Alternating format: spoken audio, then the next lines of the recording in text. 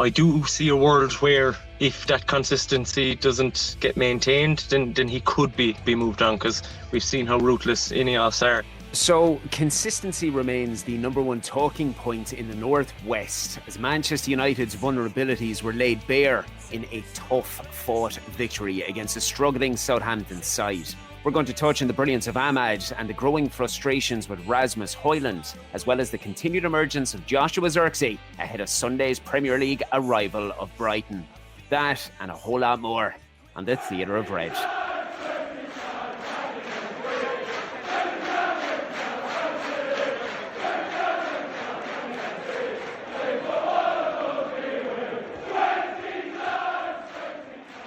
Manchester United have earned their first 3 points of 2025, ending a run of 4 consecutive Premier League outings without a win, and given the Old Trafford faithful something to smile about, having not tasted domestic victory at home since a 4-0 win against Everton on December the 1st. As expected, it was anything but assured on Thursday evening, but an inspired Ahmad once more highlighted his world-beating qualities. Now, alongside me today, and to dissect a peculiar evening ahead of the weekend visit of Brighton, is Theatre of Red writer and the founder of the brilliant Cork Reds, Mr. Jerry Kelleher. How are you on this lovely Friday afternoon, sir?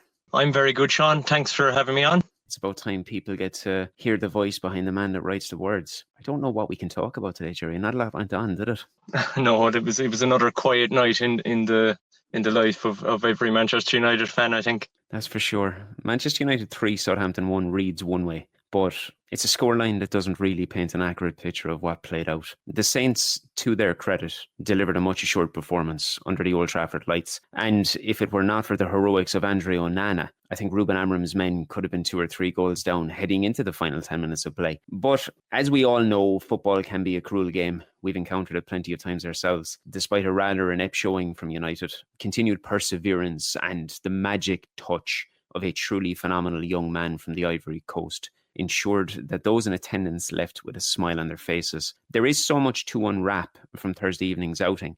Before we dive into the individual topics, how did you feel at the final whistle last night? I think the ultimate feeling was one of relief, really, because it was such a poor performance overall. I mean, we spoke already about starting the game in control of the game and just wanting to kick on from the previous 2 results against Arsenal and the draw at Liverpool, which were very good performances. But I think what every United fan wants to see going forward under Ruben Amorim is, a style that you can a style of football that you can hang your hat on. And it's one thing doing it against the top sides, but we want to be beating and playing well against the smaller sides as well. And Southampton last night gave us a great opportunity to kind of show that we're progressing as a side, and it was frustrating, I suppose. There was a lot of frustration in the ground. You could feel that coming across. I watched the game on TV. No, I wasn't there, but you could feel the anxiety kind of creeping in even as early as the first 20 minutes, I'd say. But approaching the final 10 minutes to get the 3 goals like that was a brilliant way to turn the game on its head. And I think the overall feeling then was just relief at getting the 3 points, because as you know yourself, especially online, I think if we'd have lost that game there, the negativity would have gone through the roof totally. That's a certainty, and any bit of momentum that we picked up from Liverpool and Arsenal would have been washed away immediately. I said directly after the game that it was one of those where it leaves more questions than answers, particularly for Amorim. Realistically, with everything that occurred, there is only one place for us to start, and that is with Ahmad. The 22-year-old obviously notched his sublime game-saving hat-trick, and that sealed his first at senior level. That brings his tally to 12 goal contributions in 19 Premier League appearances, and it's 16 in 30 in all competitions this season. In many people's minds, as bizarre as it seems, he's already solidified his title of the club's player of the season in January. It's easy to run away with superlatives for youngsters. We see it all the time at Manchester United. You know yourself, not so long ago, the supporter base was anguished when Alejandro Garnacho was not handed the number 7 shirt. And then you fast forward to today, and many people will welcome his sale to Napoli, despite the ample talent of the Argentine. the potential and the ability of a troubled Rasmus Hojlund at present, and the obvious brilliance of Kobbie Mainoo. Ahmad is already considered the fundamental star of this football club, and he's only had 51 appearances to his name. We've seen him deliver against Brighton, Everton, Ipswich, Leicester, Nottingham Forest. We've also witnessed him stand to the test of Liverpool and Manchester City, both on multiple occasions, and walk off the field as one of the starring men on both sides. Now, he plays on the wing, he plays as a wing-back, he plays as a 10. He doesn't complain, and he completes his duties to whatever requirement his manager desires. Many actually believe that Erik ten Hag would still be in a job if he'd put a little bit more faith in the player. And we're now seeing his intervention aiding Amorim during this difficult transitional period. Just how crucial is Ahmad to this football club, Jerry? Oh, he's absolutely vital to the club. I think I wrote in my latest piece for the Theatre Red that he's now becoming a talisman for United, and it's just, I don't think anyone would have predicted it during the summer. I know he did have a good pre-season, and Erik ten Hag, like you said, he gave him a bit of a run, I think, at the start of the season, first couple of games, and then he was dropped for that Liverpool game at Old Trafford. You might recall he came on and had a bit of an impressive cameo there in the second half, but we didn't really see him after that, really, until, I suppose, Ruud van Nistelrooy came in, gave him a run, and he hasn't looked back from there. And then under Amorim, he's really kicked on to another level altogether. He's everything you want in an attacking player, just positive, attacks the ball, kind of just constantly hassling and harrying defenders, and he's versatile as well, which is key. You know, he can slot in that kind of 10 position behind the forward, or he can play on as a wing back as well, which is, it's great to have the option with him as well. You know, you're never stuck for kind of cover that way. So I'm amazed at the transformation, because we've seen fleeting moments in the past. Remember the goal against Liverpool in the FA Cup there last season. That was kind of a small sample size of what he could do. But like we were saying, he didn't really get that run in the team after that. And you just wonder if it would have worked out a bit better for Ten Hag if he gave him more of a chance. Well, so many people often usher through the years, you go back as far as Solskjaer, that the team lacked identity and it's often relying on individual brilliance. Well, regardless of all of the positives we've seen with the tactical innovation of Ruben Amorim, it was very much individual brilliance that won 3 points last night. You know yourself, we've all grown up playing football. I would have been out trying to replicate many of my idols from a very, very young age, kicking football in the street or playing for my local team. Obviously, I never managed to scale the heights that Ahmad is doing so at 22 years of age. But maybe you can tell me, Jerry, as a football fanatic as well, how in the name of God does he dribble with the level of tenacity and flair that he does without falling over? Oh, it's crazy, isn't it? I think, I'm not comparing him in any way to Messi, but I think he's got that low centre of gravity as well, like the Argentine has. I know he's still playing, isn't he? So, he moves at a speed that's quite incomprehensible, really, to see how he kind of gets to the box with such pace is just brilliant to watch.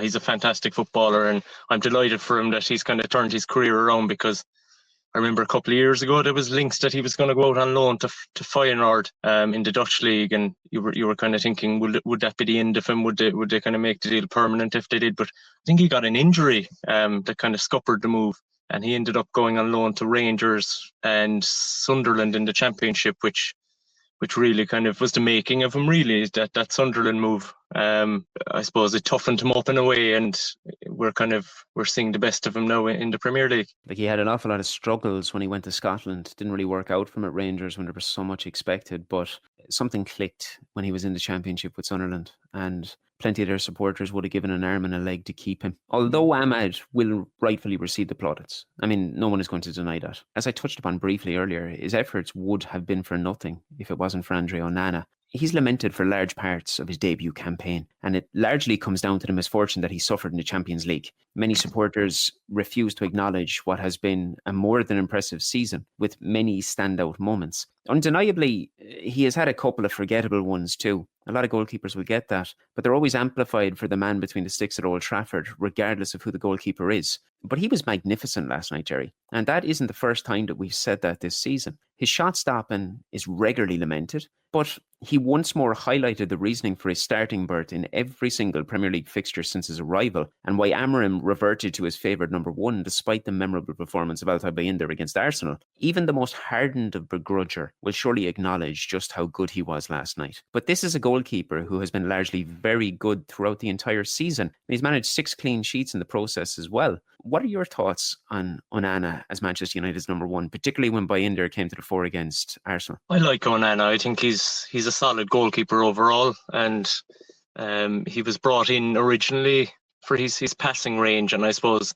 you could argue that we haven't fully seen it to the best of its potential yet, but it has improved a lot compared to when he first joined, and I do think that he does. I know people complain that he's slow to get the ball out and move the ball forward, but I think that's part of his game as well, that he brings a kind of a calmness to the defence, and he sees the game ahead of him, and he picks and waits he bides his time, I suppose, to kind of pick a correct pass, which is good for the way we want to play and for the way that Amorim wants to play going forward.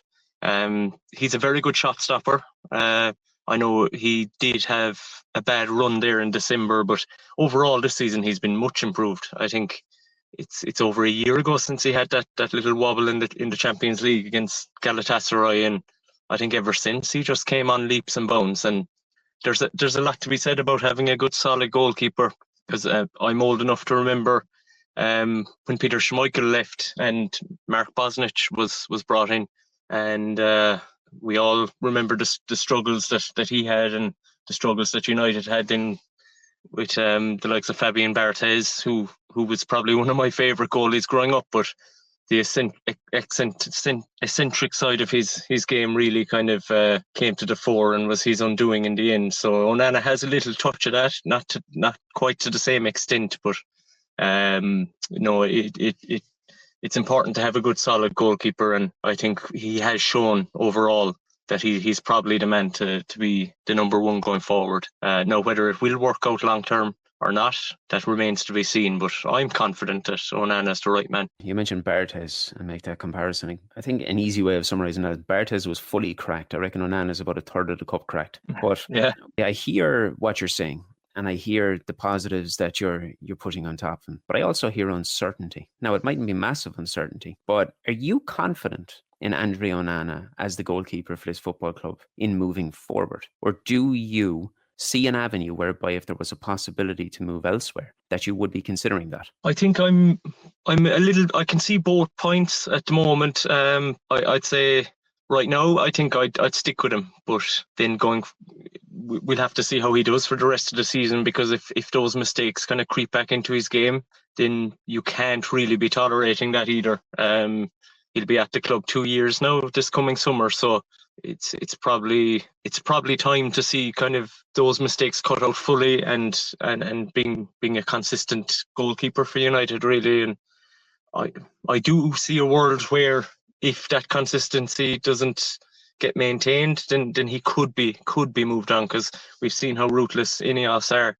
And again, he's not exactly Amorim's choice either, as in he was Ten Hag's man. Ten Hag brought him in, so we don't know if Amorim sees him as the long-term goalie, even though he is currently his number one. You never know. There could be someone, for example, I always admire the Porto goalkeeper there, Diogo Costa. And again, I'm not saying Amorim would prefer him, but I could see a world where he or someone of that ilk was brought in if Onana wasn't doing the desired job. So it remains to be seen, I suppose. I'll give him the benefit of the doubt for now, and we just have to see how the season is going. So I know I'm a bit 50-50 on it there, but we'll just have to see. I think it probably shares the sentiment of the majority of the supporter base. There's a lot of good points you've made there. Obviously, standing out that he wasn't the man that Amorim brought in, and it is very easy to make that link with Costa, given the Portuguese background of it and the familiarity that he would have on a domestic basis. From there, I want to move on, and I want to touch on what is probably considered the most contentious topic at the club at the moment, and that is Rasmus Hojlund. Less than 30 minutes after the final whistle, I had people messaging me privately and publicly to critique my support of the player throughout his time at the club. I'll be the first to admit that he didn't enjoy the best of nights. His hold-up play, or his lack of, was highlighted by the contrasting fortunes of Joshua Zirkzee upon his arrival to proceedings. But one thing that I will never do is use the performance of one player to beat another. And I'll never grasp why individuals feel the necessity to regularly do this. You look at it and Zirkzee impressed. So the immediate response is, let's knock Rasmus. Ahmad was brilliant, so that means Garnacho was rubbish. I know so many of these accounts are youngsters on social media, and the lack of requirement to verify your identity leaves an open field for abuse. But I've never gone down the road of ignoring negatives or underperforming attributes in a player. What it is, though, and particularly with Hojlund, is I've always attempted to focus on the plus sides and what he brings to the team instead of the attributes that he's attempting to learn, quite simply because he's only 21. He's not supposed to be the finished article at this stage of his career. There's a couple of exceptions, and I've previously mentioned the likes of Brazilian Ronaldo, but he is an anomaly, and that is particularly what he was. For me, I can't comprehend why people choose to use this massively inflated transfer fee to beat the potential and the ability of an extremely talented young player. It's not his fault that the club purchased a 20-year-old player to lead the line of a troubled team without the support of any veteran striker to take the pressure off of him. Inevitably, when this side is going through transition, and the forward line consists of three youngsters in Hojlund, Garnacho and Ahmad, with Kobbie Mainoo sitting behind them, a lack of goals for the club will inevitably lead to someone being shouldered with the blame. I will stand by everything that I've said about the player to date. I would acknowledge that he has struggled to find the net in the Premier League this season. I mean, he's only hit 2 goals from 16 appearances. But for me, I look at the wider picture and I believe that that's a byproduct of the struggles that the entire team has faced. It's very difficult to get this point across in a solitary tweet. And I refuse to pay Elon Musk for the use of his services. But alongside his troubles, there are obvious plus points, Jerry. I mean, he's hit 5 goals in 6 Europa League appearances, as well as 5 from 6 Champions League appearances last season. And even though people choose to disregard it, the second half of last season matched all of the top performers in England and also earned him the title as the youngest player to net in 6 consecutive top-flight English games. That is not the results and the parameters of a player who is not capable of playing for Manchester United. I'm delighted, absolutely delighted that Zirkzee is getting his dues, especially from the Old Trafford faithful, because I utterly despised what I saw against Newcastle. I spent ample time working alongside Bologna for a feature piece that I worked with BTL, and I've regularly spoken about the qualities of Zirkzee and what he can bring to this football team. We've only scratched the surface of what we're seeing with the Dutchman, and there is so much more to come from him. He's also still young himself at 23. But I think the biggest thing for me is that if he can come in and he can take some of the pressure off of Hojlund, that will benefit both players, the club and the supporters' outlook. And Jerry, I want to know, why do you think that people choose to accept this? Is it something as simple as Hojlund's conversations with a controversial YouTuber has laid the foundations for an ongoing agenda? Or is there a genuine belief that he is not good enough to be a Manchester United player? I think it's the latter, really. I'd say people, especially the online kind of critics, go way overboard. They probably see some of the performances that he's put in recently and just wrote him off totally. And that's not taking into account in some of the better performances he's put in. Like, I think he's done really well in the Europa League to date. We've seen that he can be that he has all the fundamentals and kind of potential, I suppose, to be that number 9 that we require going forward. But like, he's learning on the job at the end of the day, and it's not easy playing up front on your own at times. You know, I've played up front. That was my position when I played at Sunday League level, and I'm not comparing it for 1 second to the pressure of playing at Old Trafford. But I know what it's like to play up front on your own at times, and it's a lonely kind of position, you know, and you're putting in a shift really, and you're kind of relying on others to give you that service. And the service he's got hasn't been all that good at times. I think we saw in was it against PAOK in the Europa League, he got a little bit kind of better balls into the box and stuff like that, and he took his chances when they came. So no, I like Rasmus Hojlund, and I think the mistake the club probably made was not signing a more experienced striker to kind of take the load off and take that burden away from him. Because as I said, like, he's learning on the job and he's trying to do it all on his own up until Zirkzee came in. Zirkzee is a different type of player, a very different profile. and we might talk about him again in a second. But going forward with Hojlund, you would like to hope that he does get better service and start scoring a little bit more, because you know yourself, when a player's scoring and in form, they're the best in the world, and when they're not scoring, they're the absolute worst. So there's no in between sometimes with the online fan base in particular. I'd agree with that, but I think it also extends to many within the ground as well that share this opinion. I think there's a lot of people that can see the wider picture with it, but the overall frustrations of where the football club is at and the lack of goals, it really, really compels people to find a scapegoat, and it's something that I regularly look at. I think the ultimate thing in this is that I feel sorry for him. I feel sorry that a player with, first and foremost, he's got a very big frame for his age, which is a fantastic asset, and he's got great pace, but he's really been left out in the doldrums, almost to shoulder the woes of what's going on in this forward line. And I do find it very, very frustrating when people refuse to acknowledge that.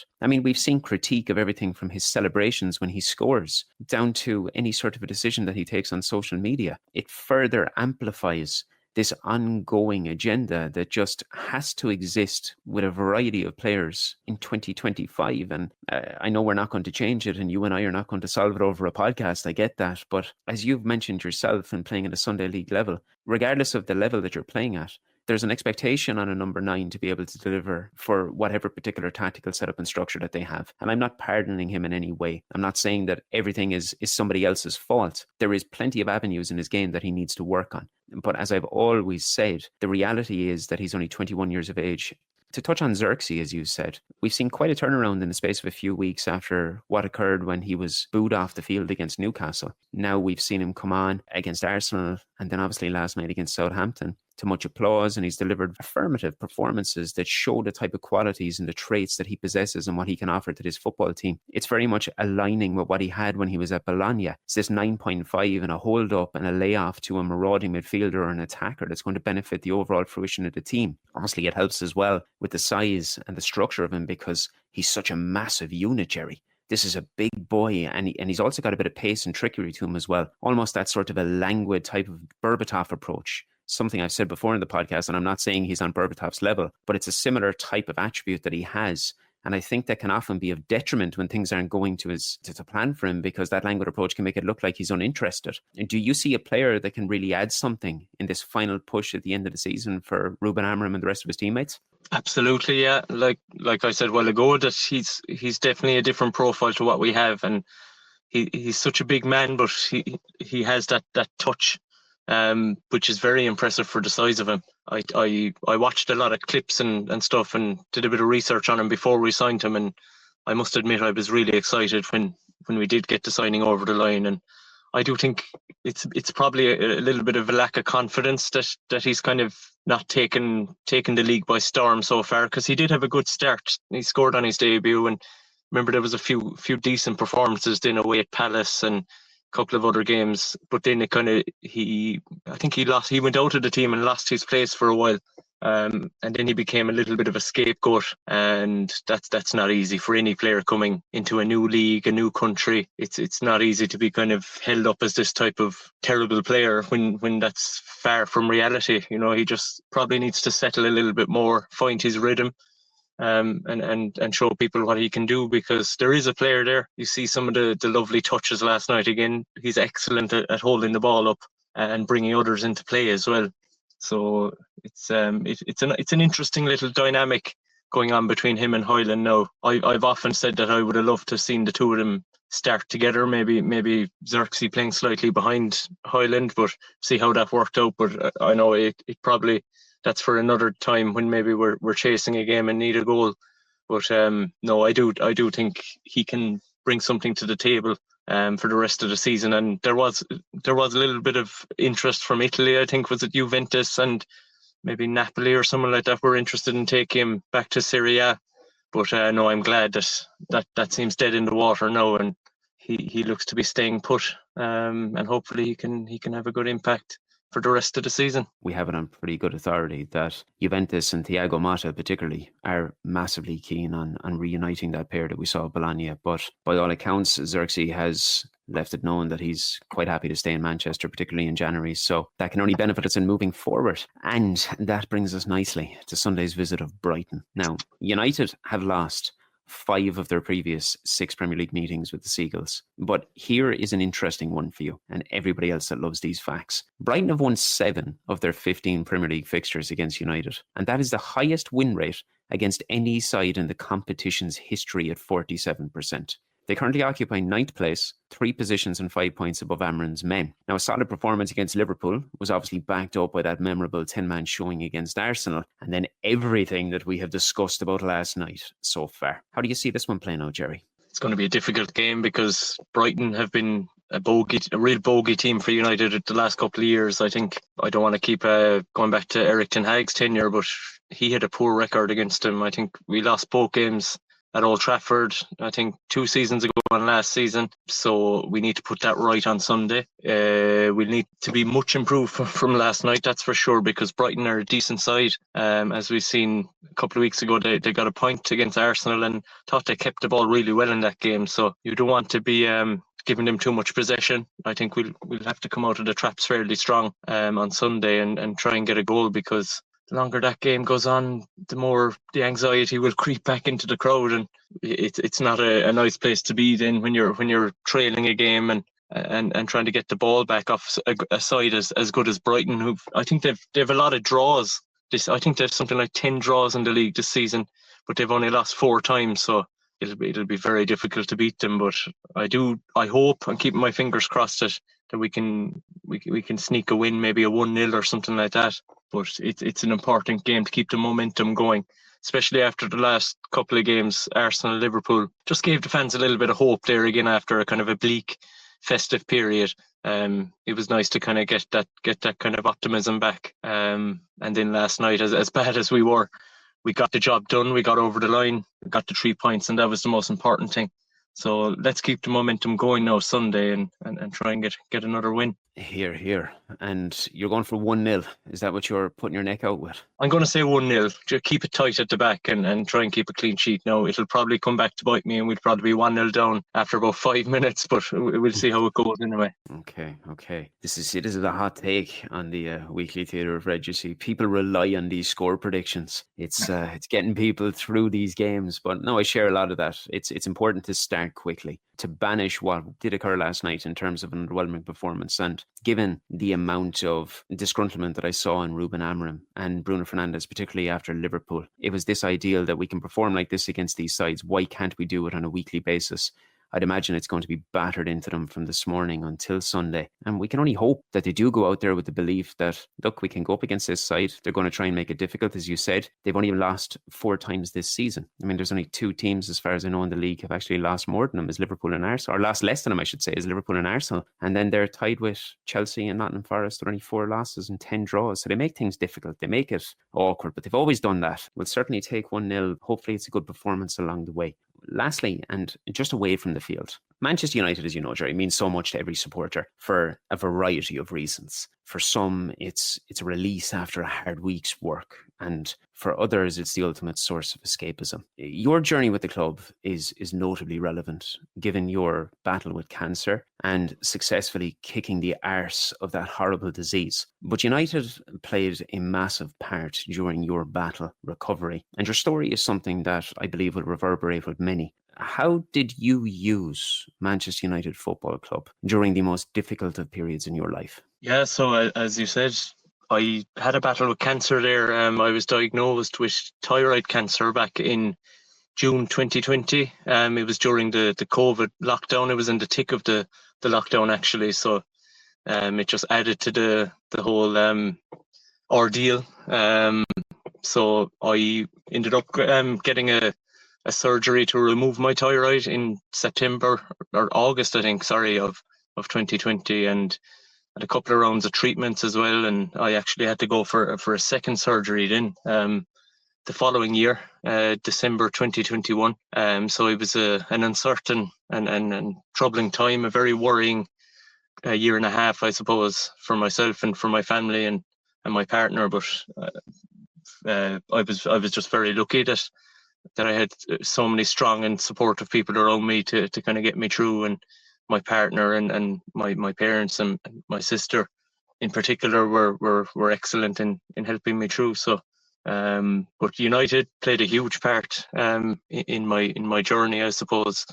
You do feel like you're in a fairly black hole when things like that are going on in your personal life, and you need a bit of an outlet, and Manchester United's always been a huge outlet for me.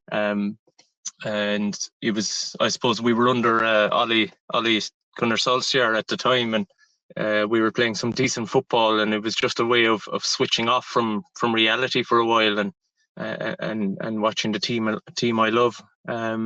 So I think United, it plays a huge part in my everyday life, and I was just thankful to be able to switch off and go back to what I love doing, and that's watching the club I love. You're an amazing guy, Jerry. The power that you have shown through this, it's a credit to you, your partner, your sister, all of your family. Another thing that the club aided with this along the way was your dabbling and your entrance into the world of setting up a community along the lines, and you created the fantastic Cork Reds. I know you're very humble about this, but this has really, really reverberated across the community, and it's something that continues to grow. For anyone that's listening and hasn't heard of it, just let them know, because they deserve to know about this. Yeah, so Cork Reds is a Facebook page that I set up in early 2022. So just 3 years ago now, actually. I was recovering from my final surgery, and I was laid up for, I think, between, was it 15 or 16 weeks or something like that. I was off work,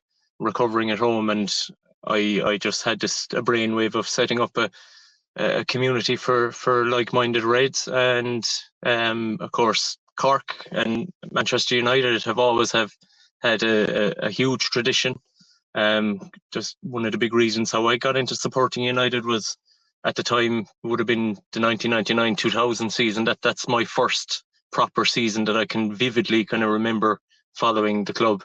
And Roy Keane was the main man at the time, a Cork man, and Dennis Irwin, one of the best fullbacks the club have ever had. So they were two standout performers, and to be from Cork and seeing two players like that at the club was unreal at the time. And if you want to go further back, you've Frank O'Farrell, who was another Cork man, the only Irish man I think to ever manage Manchester United as well. So the likes of Noel Cantwell and Liam Miller as well, God rest him. They kind of kept the Cork tradition alive, I suppose, over the years, and I just felt it was something that needed to be kind of acknowledged a little bit, that there was such a huge link between County Cork and United, and it's something that I didn't really want to see dying out. Let's be honest, I don't think there'll be too many players from Cork getting into the first team anytime soon. So it's a way of kind of keeping that link, I suppose, intact as the years go by. And I suppose I post kind of a lot of nostalgic kind of content from the Fergie era, which was a fantastic time to be a United fan.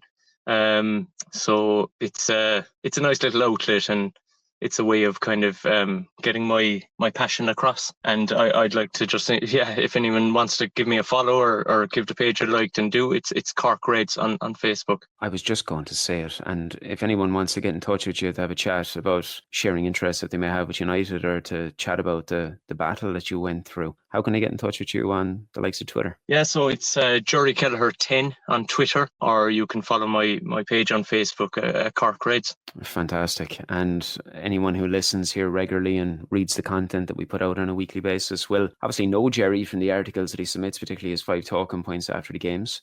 One of those actually went live this morning after Southampton, so it's a great read. Jerry, personally, I just want to say it was great to introduce you to the United world and put a voice to the excellent written work. We'll certainly have you back on again in the future to run through this again. As always, for anyone listening, if you are still here, get in touch at theatre_of_red across every social, and follow all of our daily content at the Theatre of Red website. And lastly, subscribe wherever you're listening today to be the first to find out about when our weekly episodes drop. We will catch you all next week, and hopefully it's with back-to-back wins.